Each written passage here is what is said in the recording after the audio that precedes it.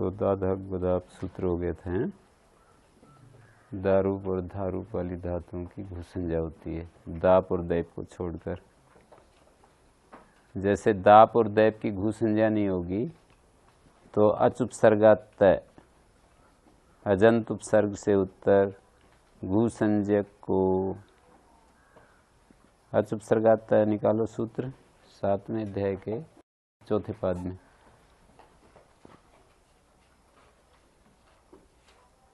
अजंत उपसर्ग से उत्तर किसकी अनुवृत्ति है? क्या अर्थ है उपसर्गाता? अच उपसर्गाता में अनुवृत्ति घो की भी अनुवृत्ति आ रही है। हाँ, तो ये अर्थ है तकारादि कित परे रहते तीकार तकारादि हो जाएगा। तकारादि कित पर रहते अजंत उपसर्ग से उत्तर घू संजक दा को तकारादेश होता है। ये अर्थ है घू संजक दा को तकारादेश होता है। जैसे मैं उदाहरण देता हूँ, अव उपसर्ग है, ये दा धातु है, ये तकारादि कित है। क्ता प्रत्यय जो है तकारादि है और कित भी है। तो तकारादि कित के परे रहते अजंत उपसर्ग है ना, अव अजंत उपसर्ग से उत्तर घू संजक दा धातु को, तो ये डुदाएं दाने जो घू संजक है उसको मैं पकड़ा। डुदाएं दाने 4 धातुएं ना, दा क्या क्या याद करना पड़ेगा।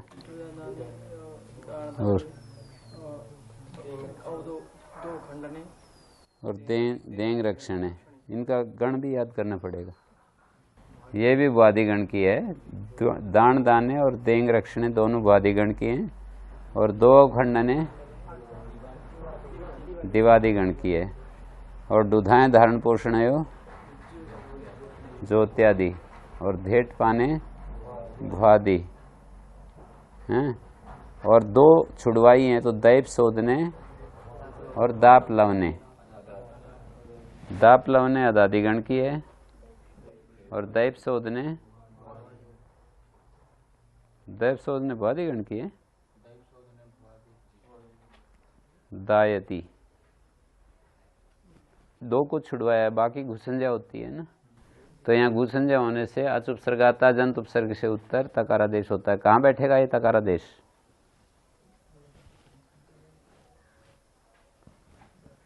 अजंत उपसर्ग से उत्तर तकारादेश होता है। ये तकारादेश कहाँ पर बैठा है? हलोन्त्यस्य और आधे परस ये कहता है कि पर को कहा हुआ कार्य आदि अल को होता है। क्यों भाई? हलोन्त्यस्य का काम होगा आधे परस्य का होगा।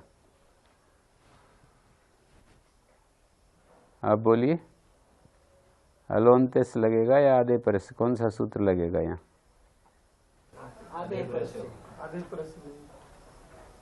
आधे परस्य। न्याय से तो आधे परस्य प्राप्त है, पर एक विशेष प्रयत्न करके अंत में बिठाएंगे। आपको पहले तो न्याय प्राप्ति बताना पड़ेगा ना।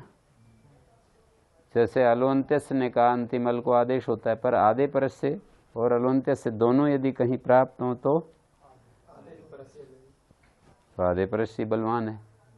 अलोन्त्यस्य का अपवाद है आधे परस्य।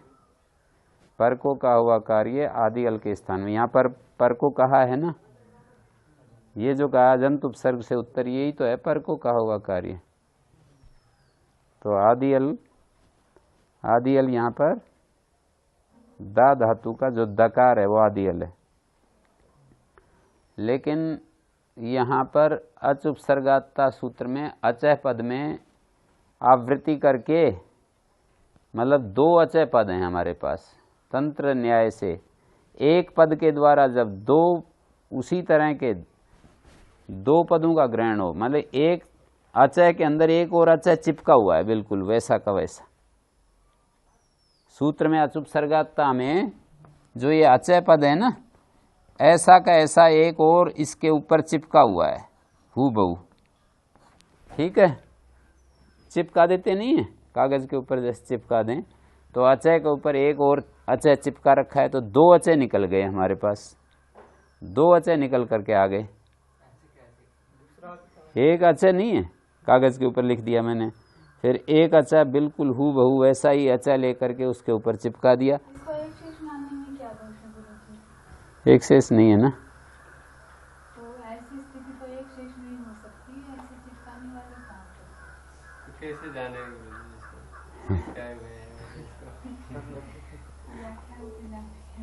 हर जो महापुरुष है उसने जीवन में अलग अलग काम किए। तो एक महापुरुष ने कुछ काम किए हैं तो दूसरे ऐसे थोड़ी कि उसके अनुसार दूसरी जगह करोगे। सबका जीवन चरित्र अलग अलग होता है। तो अचुपसर्गात्ता सूत्र जो है ये एक महापुरुष है, इसका जीवन चरित्र पढ़ोगे तो अलग मिलेगा, दूसरे का अलग मिलेगा। ये थोड़ी है कि सारे एक को पढ़ लिया तो सारे समझ में आ जाएंगे। सबका अलग अलग जीवनी होती है, अलग अलग पढ़नी पड़ेगी। एक शेष में ये है कि ये आचा एक वचन है ना, द्वंद्व अलग चीज होती है, एक शेष अलग चीज होती है। द्वंद्व समास अलग है, एक शेष अलग है। तो यहाँ तंत्र न्याय बोलते हैं इसको। क्या शब्द तो एक ही अचय है, पर ये अर्थ करेंगे तो दो अचय आ जाएंगे। तब आप ये पूछोगे, मैं यदि यूं कहता कि दो अचय है यहाँ पर हैं, तो आप यूं कहोगे कि एक अचय कहाँ से आ गया, और ये तो एक ही दिखाई देता है। एक प्रक्रिया और बढ़ा दी ना गुरुजी व्याकरण में, एक शेष से भी वो काम हो सकता था, ये नई प्रक्रिया और चला दी चिपकाने वाली। हाँ, तंत्र न्याय बोलते हैं इसको। तंत्र न्याय का मतलब एक पद के उच्चारण से दो अर्थ ग्रहण करना। कई जगह चलता है ये। जैसे हलंत्यम सूत्र है, उसके भी दो अर्थ किए जाते हैं। एक शब्द का उच्चारण है और उससे दो अर्थ ले रहे हैं। जैसे श्वेतो धावती, एक शब्द है श्वेतो धावती। इस श्वेतो धावती का क्या क्या अर्थ है शुद्ध?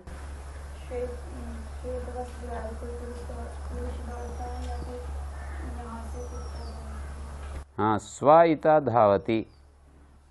इता मानी यहां से कुत्ता दौड़ रहा है, दो अर्थ हो गए ना। तो तंत्र न्याय बोलते हैं इसको, तंत्र न्याय।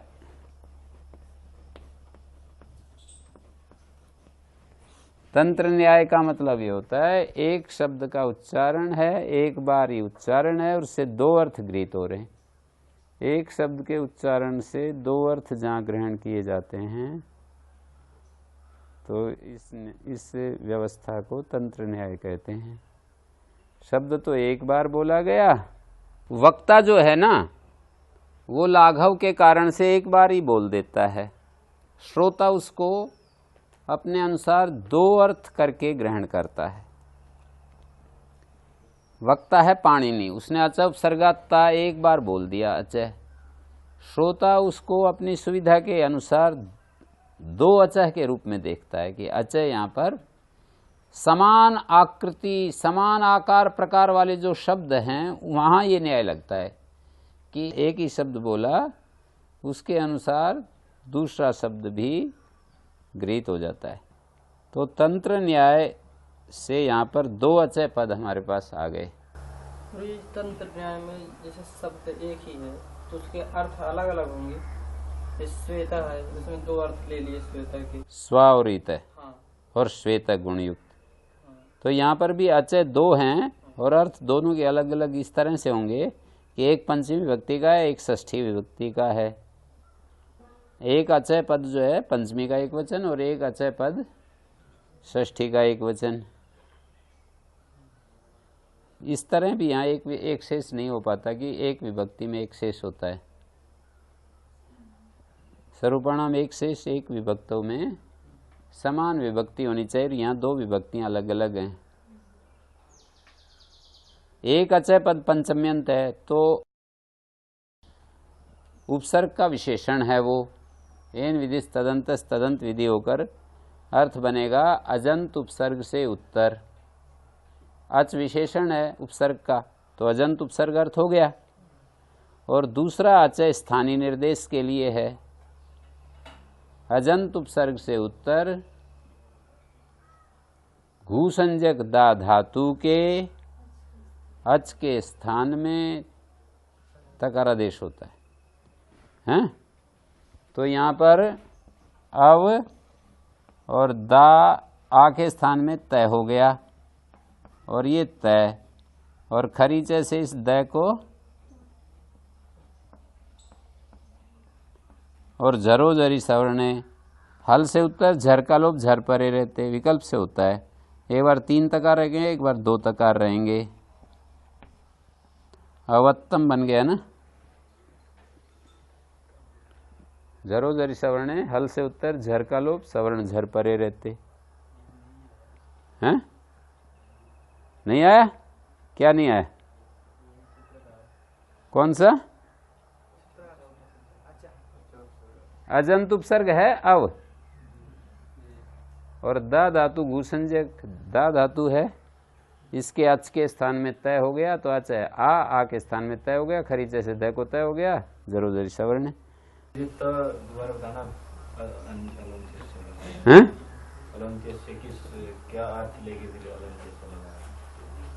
अलोन्त्य सो षष्ठी निर्दिष्ट को जो भी कार्य होता है अंतिम हल को होता है। अच षष्ठी विभक्ति से निर्दिष्ट है तो अंतिम हल को होगा। जैसे दिवौत होता है, दिव शब्द को औ होता है तो अलोन्त्य से वय के स्थान में औ होता है। हैं? तो इस तरह से यहाँ पर अजंत उपसर्ग से उत्तर, एक तो ये अर्थ है अजंत उपसर्ग से उत्तर, और एक अर्थ ये हो गया अच के स्थान में। आप बताओ क्यों करना पड़ा ये अर्थ? अजंत उपसर्ग से उत्तर अच के स्थान में तकार आदेश होता है। अगर एक छूटा गुरुजी तो फिर आधे परस से दा धातु के दकार को तकार दो। देखो इसका उत्तर ये देंगे, ये अच के स्थान पर आदेश करना चाहते थे ना, अच के स्थान में ही तो हो जाएगा अपने आप अलोन्त्य से। नहीं आधे परस प्राप्त था ना उधर, तो पहले आधे परस लगता है तो दकार के स्थान पर आदेश होता और फिर अनिष्ट रूप नहीं बनने लगता। आपने ये हेतु दिया कि वो जो अलोन्त्य से है वो तो वहां लगता है जब षष्ठी विभक्ति हो, तो मैंने कहा कि दो दद घो इसकी अनुवृत्ति आ रही है दह की और दह की, ठीक है, तो यहाँ है ना षष्ठी विभक्ति। तो आपको ये मेरे हेतु को काटने के लिए आपको ये कहना चाहिए था कि आधे परस भी तो षष्ठी विभक्ति को ही होता है, केवल अलोन्त्य सी षष्ठी को नहीं होता, आधे परस भी षष्ठी को ही होता है। तो जहां अलोन्त्यस भी पाए और आधे परस भी पाए तो आधे परस अपवाद होने के कारण बाद लेता है। किसका? एक अच है तो उपसर्ग से जुड़ गया, तदंत विधि हो गई। इन विधि भूसंज्ञक दा धातु के अच के स्थान में नहीं, अच के स्थान पे कह दिया ना यहाँ। मैं तो ये पूछा ना कि यहाँ आचय की आवृत्ति करने की क्या आवश्यकता पड़ गई। हम सीधा यूं ही कहेंगे अजंत उपसर्ग से उत्तर भूसंज्ञक दा धातु को तय होता है, तो आ को हो जाएगा ना।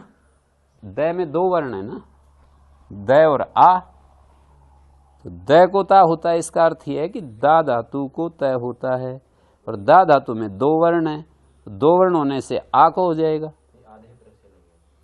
नहीं अलोन्त्यस लगा देंगे हैं? हाँ तो ऐसे बोलो ना, ये बोलना पड़ेगा। कोई आपको यूं कहे कि हम तो अलोन्त्यस लगाएंगे, कि नहीं, एक व्यवस्था है कि जहाँ उत्सर्ग और अपवाद दोनों की उपस्थिति हो रही हो तो उत्सर्ग सूत्र को अपवाद सूत्र बाद लेता है। अलोन्त्यस उत्सर्ग है, आधे परस अपवाद है, तो आप ऐसे बोलना पड़ेगा कि उत्सर्ग को अपवाद बाद रहा है। यहाँ पर अलोन्त्यस प्राप्त तो है, हम ये नहीं कह रहे प्राप्त नहीं है, पर अपवाद जैसे सभी ब्रह्मचारी खीर खाएंगे, सभी ब्रह्मचारियों की प्राप्ति है खीर खाने की, जलेबी खाएंगे, पर किसी को बुखार आ रहा है तो नहीं खाएगा, तो उसको बाद लेगा। दूसरा नियम अपवाद नियम बाद लेगा, ठीक है। तंत्र न्याय, वक्ता ने एक अचय बोल दिया, श्रोता ने 2 अचय ले लिए, 2 अचय शब्द लिए, तो उसने निश्चय किया कि एक पंचमी का एक षष्ठी का है।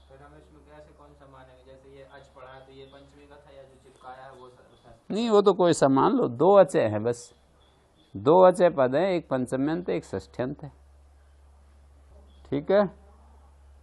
आवृत्ति से वो 2 अर्थ लेता है, ये तंत्र न्याय होता है। यूं अर्थ होगा कि वक्ता ने एक बार अचय बोल दिया, सुविधा के लिए शॉर्ट में बोल दिया, श्रोता उस अचह को आवृत्ति से, उस अचह पद की आवृत्ति करके दो अर्थ ले लेता है। तो फिर आवृत्ति तो गुरु जी एक ही मतलब समान विभक्ति वाली की होगी ना, आवृत्ति दूसरी विभक्ति कैसे? नहीं, रूप की आकार रूप वो का वो है ना, जो उसकी आवृत्ति कर ली, और वो जो है विभक्ति उसकी बता दी हमने कि एक षष्ठी का है, एक पंचमी का है। रूप जो शब्द रूप है ना, जैसा अचय है ये सकल सूरत, इसकी आवृत्ति की है। पर को का हुआ कार्य आदि अल को होता है, तो आदि अल को बैठता। अजंत उपसर्ग से उत्तर आदि अल तो द है, द को तय होगा। परस्य का उच्चमानम कार्यम, पर को कहा हुआ कार्य आदि अल को होता है, ये अर्थ है ना। परस्य मानी पंचमी से पर को कहा हुआ कार्य आदि अल को होता है। परस्य शब्द झंझट डाल रहा है आपको। पर का मतलब है पंचमी से पर, पंचमी से पर को कहा हुआ कार्य आदि अल को होता है। परस्य मानी उत्तरस्य। गुरु जी यहाँ तो आगे सामने तका हुआ है ना, अचल पसार का स्थान से। हाँ, तो अलम तो ऐसे क्यों नहीं लगा? अलम तो ऐसे ही है। आ के स्थान में प्राप्त हुआ।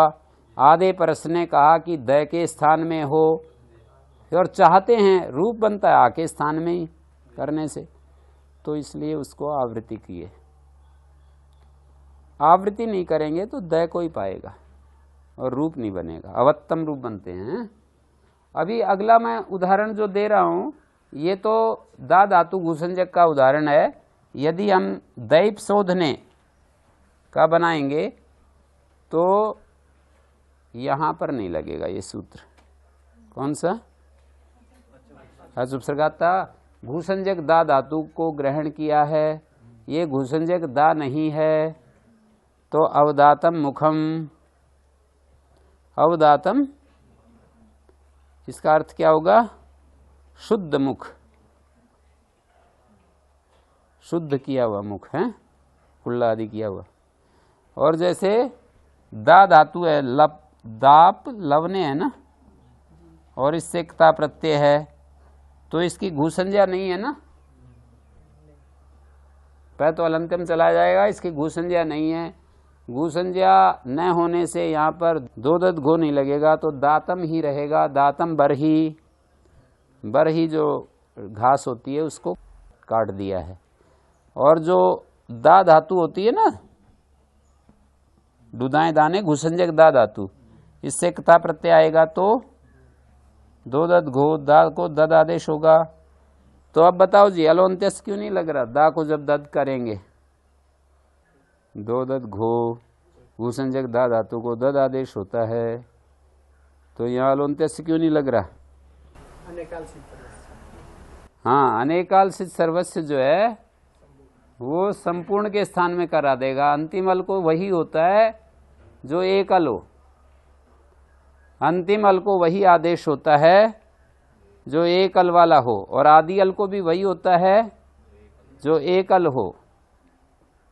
ठीक है, अनेक अल वाला आदेश आदि अल को नहीं होता है, अंतिम अल को भी नहीं होता है। वहां तो अनेकाल सिद्ध सर्वस्व पूरे दा को होता है ना, दद, दद हो गया, और खरीचे से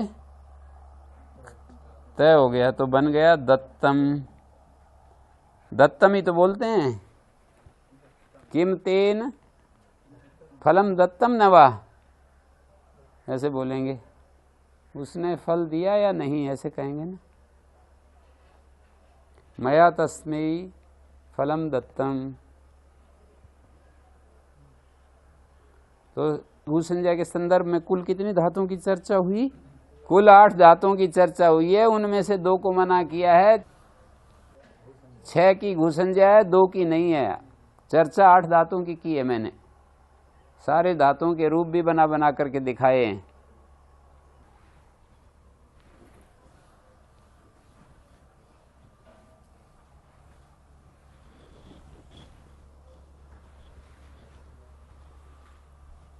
आगे देखिए, अगला जो रूप है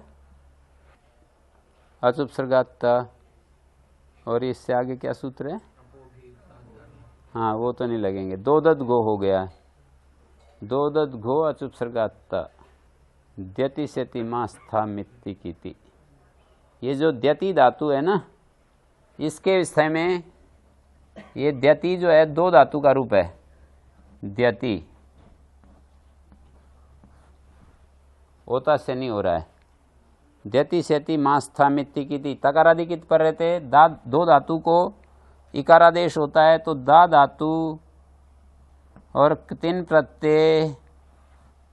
एक बात पूछने जा रहा हूं, कितिन का ती और दा धातु को इकारादेश कहाँ होगा? ये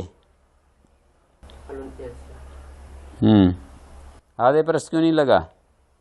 किसी से उत्तर जब कार्य करते हैं तब आधे परस लगता है। यहाँ किसी से उत्तर थोड़ी कर रहे हैं, यूं कह दिया सीधा तकारादि कित परे हो तो दा को ई होता है। ये जो इकारादेश है ये किसके अपवाद है? ये जो यदि अपवाद की पहचान ये होती है, ये नहीं होता तो क्या होता, किसकी प्राप्ति में ये है, ऐसे अपवाद को पकड़ते हैं कि द्यति सति मास्था मिति कीति यदि तकारादि कित के पर रहते दा को इकारादेश नहीं करते तो क्या होता? तो दो दद घो से दा को ददादेश हो जाता।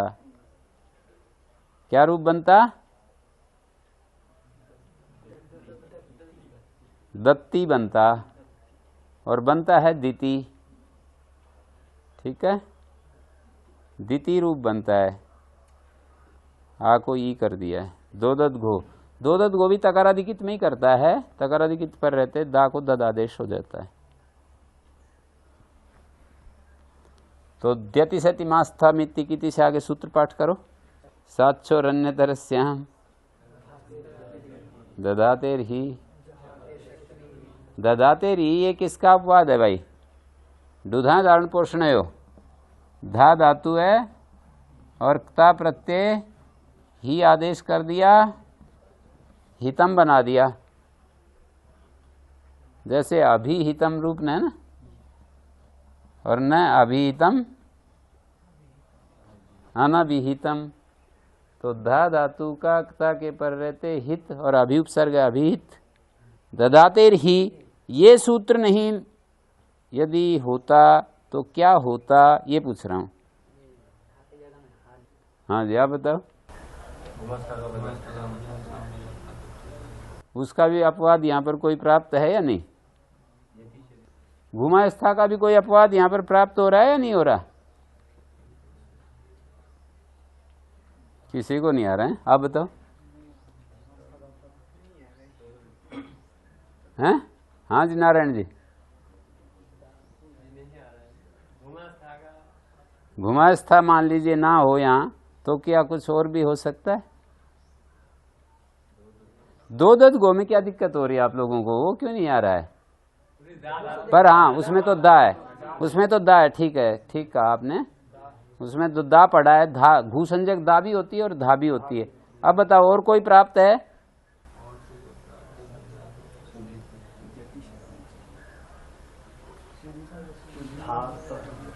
हैं?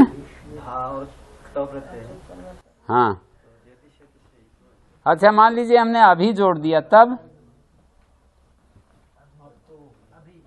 उसमें तो आपने पकड़ लिया कि दा धातु है, इसमें नहीं पकड़ा दा धातु है। अचुपसर्गात्ता में भी तो यही अर्थ है, घुसंजक दा को दा के अच के स्थान में। तो इसलिए केवल जो है वही सूत्र रह जाता है। फिर घुमास्था का पद अत्साम हली हलादी कितकी तो घू संजक को दीर्घ इकार हो जाता है, उसकी प्राप्ति में दधातेर ही हो गया है। अभिहितम, अभिपूर्वक धा धातु का क्या अर्थ होता है? अभि दधाती क्या होता है? कथन करता है। अभिहितम मानी कथन किया गया। अभिपूर्वक धा धातु का अर्थ कथन करता है। तो इस तरह से घू संज्ञा जहां जहां आई है वहां सब, जैसे कल एक चलते चलते धा धा और सी के स्थान में, लोट के स्थान में लोट के स्थान में ही हो गया ना शेर ये पीछे। घसोरेद्धाव अभ्यास लोपश्चय, पूर्वाभ्यासा अभ्यास का लोप हो जाता है और घुसंजक को धेही, दा धातु से देही। एक मंत्र में ये दोनों शब्द आते हैं, कौन सा है वो मंत्र आप बताओ भाई। भोजन मंत्र में हाँ, ओजोसी ओजोमयी में भी है। अन्नपते अन्नस्य नो देहि अनमीवस्य सुष्मिना, देहि है। प्रप्रदार्तारम तारिश ऊर्जन नो धेहि, पहले वाला देहि है पहली पंक्ति में, दूसरे में धेहि है। ऊर्जन नो देहि, हमारे लिए ऊर्जा दीजिए। देहि का तो मतलब होता है दीजिए, और धेहि माने धारण कीजिए, धारण कीजिए। हाँ, मतलब धारण कीजिए का मतलब हमारे अंदर धारण कीजिए, धारण कराइए। अंतर्भावित न्यर्थ बोलते हैं इसको। णिच प्रत्यय के बिना भी णिच प्रत्यय का कई अर्थ निकल जाए, अंतर्भावित न्यर्थ।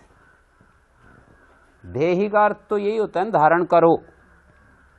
तो तुम धारण करो, इसका मतलब तुम धारण कराओ। करो तो सामान्य धातु है, कराओ कहेंगे तो णिच प्रत्यय का अर्थ आ जाएगा। तेजोसी तेजोमयी, वहां तो दे ही है ना। आप ओजस स्वरूप हो, मुझे ओज दे दो। तेजस स्वरूप हो, मुझे तेज दे दो। आप लोगों को इस बात का तो अनुभव कि भगवान तेजस स्वरूप है, ओजस स्वरूप हो गया। फूल में जो चमक आ रही है उसको देख करके नहीं कहते कि ये है भगवान का तेज भौतिक धरातल पर आ गया है। और किसी तेजस्वी पुरुष के व्यक्तित्व को देख करके जो तेज प्रकट हो रहा है वो भी भगवान का ही है। वासुदेवा सर्वमिति, स्वामी जी तो बोलते रहते हैं ना, वासुदेवा सर्वमिति स महात्मा सुदुर्लभ। आद्यंतवद एकस्मिन, आद्यंतवत ये अव्यय पद है। एकस्मिन एक में, ये उपमेय है एकस्मिन, और उपमान क्या है, आद्यंतयो रिव। उपमान और उपमेय दो होते हैं, जिससे तुलना की जाए वो उपमान, जिसकी तुलना की जाए उपमेय। और उपमान उपमेय में समान विभक्ति होती है, तुल्य विभक्ति होती है। जैसे आद्यंतयो रिव, उपमेय में जो विभक्ति है उसको देखकर निर्धारण कर लेंगे कि उपमान में भी वही विभक्ति है। उपमेय में सप्तमी देखी तो उपमान में भी सप्तमी विभक्ति आ जाएगी। आद्यंत अयो रिव आद्यंतवत, आदिश्च अंतश्च आद्यंतौ, ये क्या समास हुआ, आद्यंतयो तयोरिव, तयोरिव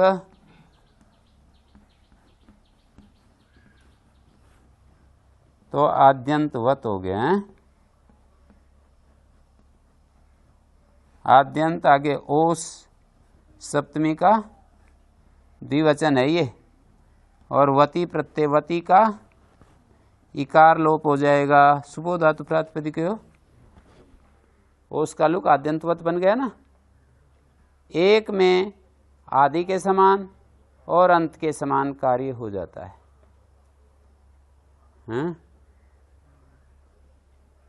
ये सूत्र शास्त्रातिदेश यदि करता है तो शास्त्रातिदेश करता है तो क्या होगा, जैसे आद्युदातश्च है, एक में भी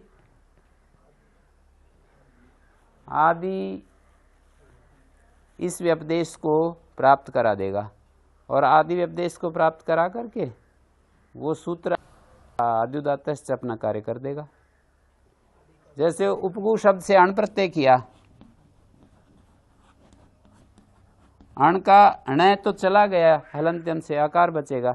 प्रत्यापरश्च आद्युदातश्च, आदि और अंत कहाँ होता है, यस्मात् पूर्वम नास्ति परम चास्ति स आदिरित्युच्यते। यस्मात् परम नास्ति पूर्वम चास्ति स अंत इति उच्यते। जिसके पहले, जैसे आपकी ये पंक्ति है, तो जिससे परे ना हो पूर्व तो हो तो वो आदि कहलाएगा। इस तरफ से गिनती करें तो जिससे परे ना हो, इधर ना हो पर इधर हो। यस्मात् परम नास्ति पूर्वम च अस्ति, मैं इधर खड़े होकर के देखूंगा तो ये आएंगे, परम च अस्ति पूर्वम नास्ति। इधर खड़ा होकर के देखूंगा तो पूर्वम नास्ति परम च अस्ति। पहले नहीं है आगे तो है। इनको आदि नहीं कहेंगे, इनको आदि नहीं कहेंगे, क्योंकि इस तरफ से देखो चाहे इस तरफ से देखो, है ना। मैं यूँ कहूँ कि जिससे परे तो है पूर्व नहीं है पर पूर्व भी बैठे हैं, तो इनको आदि नहीं कहेंगे। आदि और अंत का व्यवहार ऐसे ही जगह होता है। तो ये कहना ये चाह रहे हैं कि एक ही हो तो उसमें आदि अंत के कहे हुए कार्य प्राप्त नहीं हो रहे थे, तो इस सूत्र की आवश्यकता पड़ी है कि एक में भी आदि के समान और अंत के समान व्यवहार हो जाता है। जैसे एक यहाँ पर ये है ना, एक वर्ण वाला प्रत्यय है। जैसे मान लीजिए तव्यत प्रत्यय लाऊं, तव्यत प्रत्यय लाएंगे तब तो ये परे है पूर्व में नहीं है, तो इसको आदि कह सकते हैं। तो इसको तो आद्युदात्त से सूत्र घट जाएगा, पर यहां आद्युदात्त से नहीं घट रहा ना। आदि को उदात्त होता है तो आदि तो तब हो ना जब इसके बाद में कुछ और भी हो, तो घट नहीं रहा है। आद्यंत वदेक अस्मिन, एक में भी आदि के समान या अंत के समान व्यवहार हो जाता है। क्या इसको अंत के समान भी हम मान सकते हैं? यहाँ मान सकते हैं, लक्षण हो तो मान सकते हैं, ये उत्तर देना पड़ेगा। लक्षण यदि हो, सूत्र के द्वारा कोई कार्य किया जाए, जैसे आश्रियमाण यदि आदि है तो आदिवत करेंगे, आश्रियमाण अंत है तो अंतवत करेंगे, ऐसे नहीं करेंगे। जैसे फिशोंतुदाता, प्रातिपदिक अंतोदात्त होता है, फिश कहते हैं, फिट कहते हैं प्रातिपदिक, हैं? फिट नहीं होता है, जो अर्थ कहने में फिट हो उसको फिट कहते हैं। अर्थ को बताने में जो फिट हो, तो फिट जो है अंतोदात्त होता है। मान लीजिए हमने कोई शब्द लिया,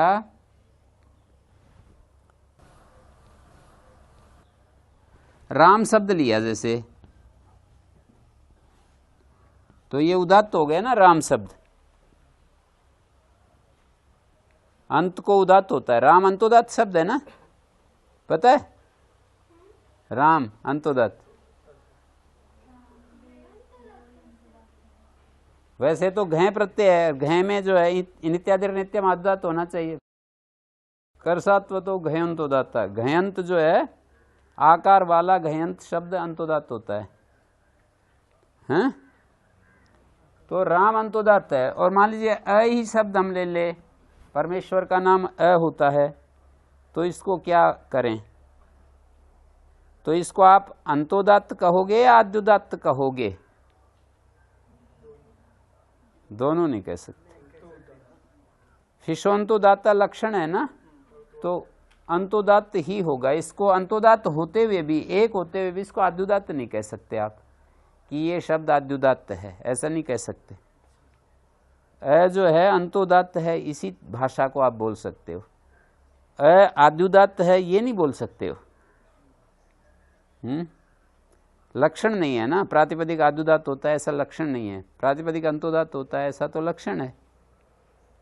तो यहाँ पर आदिवत और अंतवत, जैसे अ को इदम शब्द है, जैसे इदम, और भ्याम विभक्ति है, और भ्याम के परे रहते त्यदादि नामा अकारादेश हो गया, अतोगुणे पर रूप। और हलीलोपा एक सूत्र आया, हलादि विभक्ति परे हो, हलादि है ना, तो इद भाग का, इदम के इद भाग का लोप अ बच गया ना, आगे भ्याम, सुपीच है, ययादि सुप परे हो तो अदंत अंग को दीर्घ, अकारांत अंग को दीर्घ होता है। तो ये अकारांत अंग है क्या? है? आद्यंतवदेक अस्मिन से है, ऐसे तो नहीं है ये। आप अकारांत कैसे बना रहे हो इसको? अंत में कहाँ है? हैं? ईद का लास्ट में आया ना। हाँ नहीं, ईद में नहीं, ईद का तो लोप हो गया ना, ईद का नहीं बना। ईद में दो वर्ण है ना, ये ईद और अ, तो इसका पूरे का लोप हो गया, तो अ बचा है ना। ये अकारांत कैसे है? आद्यंतवदेक अस्मिन, तब इसको दीर्घ हुआ आभ्याम। और औपगवा में अ को, औपगव शब्द में अ को उदात्त हो गया, उदात्त होने से ये पूरा पद अनुदात्तम पद में एक वर्जम, एक को छोड़कर पूरा पद अनुदात्त हो जाता है।